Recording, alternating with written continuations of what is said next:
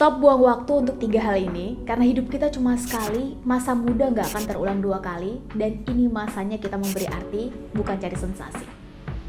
Halo, Assalamualaikum teman-teman, masih bersama Sherly di program Ada Apa?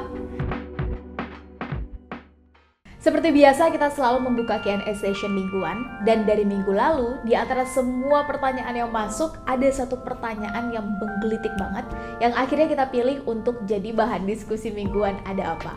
Yaitu, apa yang harus dihindari saat ada di rentang usia 20-an?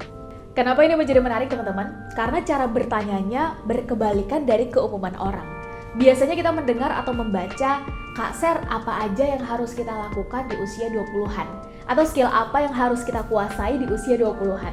Nah, ini si Doi bertanya dengan cara kebalikan. Ngebuat kita bisa lebih spesifik melihat dan mengidentifikasi apa aja yang sekarang jadi tantangan anak muda, khususnya dalam mengatur waktu.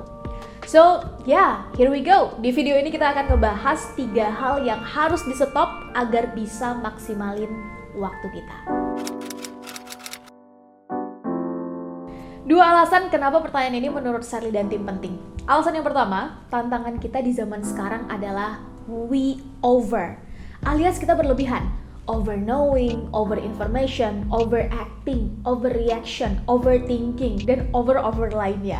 Yang sebetulnya kadarnya misalnya segini nih, terus kita lebih-lebihkan jadi segini. Sedangkan hukum alam ternyata mengatakan segala sesuatu yang berlebihan itu nggak baik. Maka untuk work-life balance, mari kita pastikan kita melakukan segala sesuatu sesuai dengan kadarnya. Dan alasan yang kedua adalah waktu muda kita itu terlalu berharga. Sayang banget kalau waktu muda kita habis dan terlewati begitu aja tanpa ada perubahan yang berarti. Hanya karena kita nggak punya self-management yang baik. By the way teman-teman, sebetulnya pembahasan tentang self-management itu luas banget. Dan udah kita buatkan juga videonya, nanti linknya akan kita taruh di box description di bawah. Namun di video ini kita akan lebih fokus pada time management atau mengelola waktu dengan mengeliminasi hal-hal yang akan mengganggu produktivitas dan fokus kita dalam melakukan sesuatu dan menyelesaikan sesuatu. Oke, kita langsung aja. Ini dia 3 hal yang harus kita stop kalau kita mau lebih produktif dan menghargai minimal waktu kita sendiri. Yang pertama, stop buang waktu untuk sesuatu yang gak sesuai dengan target kita. Di antara semua hal yang akan kita bahas di video ini, teman-teman, muara atau hulunya adalah having a goal or target. Punya visi, punya goal, itu menurut saya penting banget.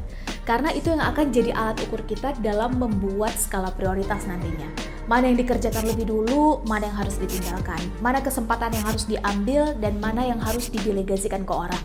Nah, buat kita yang udah punya target atau goal, baik dalam jangka pendek maupun jangka panjang, stop melakukan sesuatu yang itu nggak sesuai dengan target atau goal kita, teman-teman. Karena mau nggak mau, suka nggak suka, itu akan jadi distraksi yang akan mengganggu fokus kita dalam menyelesaikan pekerjaan yang seharusnya kita kerjakan. Atau membuat kita membutuhkan waktu lebih lama dalam menyelesaikannya. Karena fokus kita kan terbagi ya. Atau yang lebih minimal lagi nih, kita tetap bisa menyelesaikannya tepat waktu, namun kualitas hasilnya akan berbeda dengan saat fokus kita optimal. Saya tahu ini gampang diucap, tapi agak sulit saat prakteknya nanti. Bener nggak? Mengingat di zaman sekarang, harus kita akui teknologi udah makin canggih dan kita amat sangat terbiasa untuk multitasking. Maka di zaman sekarang, ada satu skill yang penting banget untuk melengkapi poin pertama, yaitu berani mengatakan tidak pada sesuatu yang menurut kita nggak penting. Jangan mau jadi yes man atau people pleasure, teman-teman. Yang ini sekaligus akan menjadi poin kedua Sherly di video ini, yaitu stop buang waktu untuk menyenangkan semua orang. Karena bukan itu tujuan kita manusia diciptakan. Dan gak akan mampu juga kita membuat semua orang senang atau semua orang happy dengan keputusan, dengan tindakan, dan dengan pilihan-pilihan hidup kita. Dari sini kita akan berani untuk membuat dan membedakan mana circle pertama, mana circle kedua, circle ketiga, dan seterusnya dalam hidup kita. By the way, kalau Sherly sendiri membedakan circle pertemanan atau support system dalam hidup Sherly minimal menjadi 3-4. Circle yang pertama adalah yang memang mau melihat kita bertumbuh, berkembang menjadi versi terbaiknya kita. Biasanya cirinya ada 2. Pertama adalah mereka selalu ada saat kita pada kondisi terpuruk. Kenapa terpuruk? Karena dalam hubungan antar manusia dengan manusia, mayoritas kita itu siap banget untuk bahagia dan menang. Namun tidak terjadi sebaliknya. Banyak orang yang gak siap untuk kalah atau tidak baik-baik saja. Maka bagi Sherly, mereka yang stay saat kita berada dalam kondisi paling terpuruk dan serba kekurangan, tidak pergi meninggalkan, well minimal mau melihat meski gak membantu ya, adalah yang akan masuk dalam circle pertama. Dan ciri yang kedua adalah mereka yang mau mengkritik kita secara objektif. Karena sehebat apapun kita, setinggi apapun posisi kita teman-teman, sedihormatin apapun kita, salah satu celah untuk jatuh ke lubang yang paling dalam dari dulu sampai sekarang, ibaratnya nih dari zaman kerajaan dan kekhalifahan sampai zaman presidensial, adalah saat kita udah gak bisa dikritik dan dikasih tahu lagi blind spot kita ada di mana. Nah, saat hal ini terjadi, maka siap-siap, hanya tinggal menunggu waktu kita jatuh dan keadaan akan berbalik 180 derajat. Circle yang kedua bagi Sherly adalah teman-teman yang ada saat kita butuhkan, meski tidak dalam kondisi terpuruk. Jadi saat kita happy, saat kita menang, saat kita berada di atas, mereka juga akan hadir. Dan circle ketiga adalah yang ada tidak ada mereka, kita tetap bisa jalan. Mereka yang biasanya jadi tim hore ini dalam kehidupan kita. Kalau menang akan tepuk tangan, kalau kalah juga akan menyoraki. Semua yang kita lakukan akan menjadi bahan pembicaraan mereka.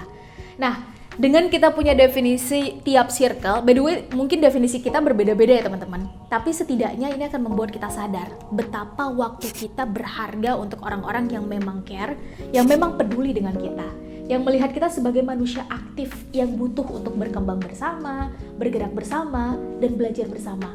Di sini, kesalingan itu akan tumbuh subur, dan poin pentingnya, kita yang take control atas waktu, perasaan, dan respon kita terhadap orang lain.